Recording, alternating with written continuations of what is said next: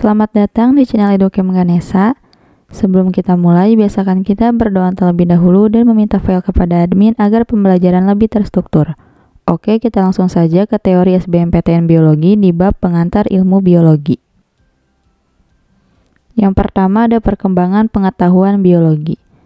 Pengetahuan biologi muncul sejak peradaban purba.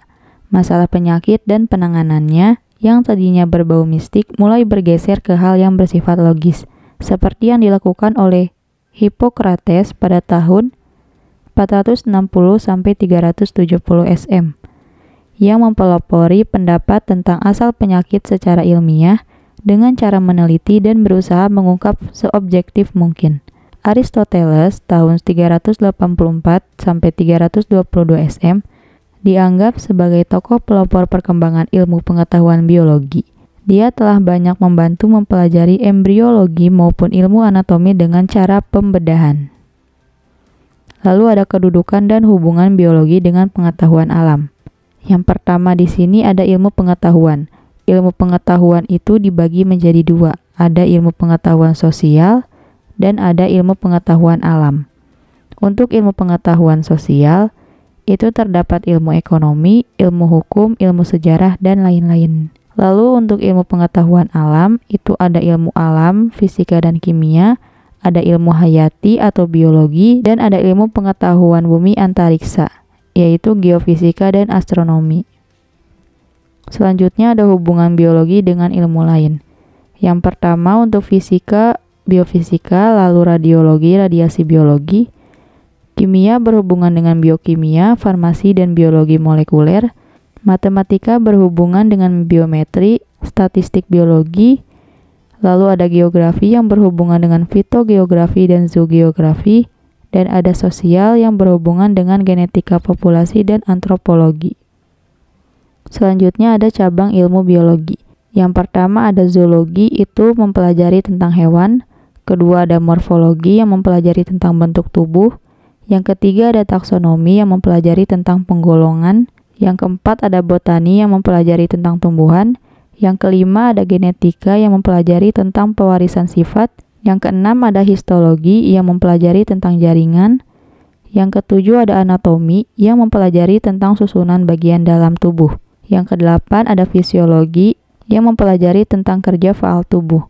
Yang kesembilan ada organologi yang mempelajari tentang organ tubuh. Yang kesepuluh ada sitologi yang mempelajari struktur atau fungsi sel. Yang kesebelas ada silvikultura yang mempelajari tentang tanaman keras. Yang kedua belas ada teratologi yang mempelajari tentang cacat janin kandungan. Yang ke-13 ada ginekologi yang mempelajari tentang seluk-beluk kandungan. 14 ada hortikultura yang mempelajari tentang tanaman pakan. Yang ke-15 ada sanitasi, yaitu kesehatan lingkungan. Yang ke-16 ada helmintologi yang mempelajari tentang cacing.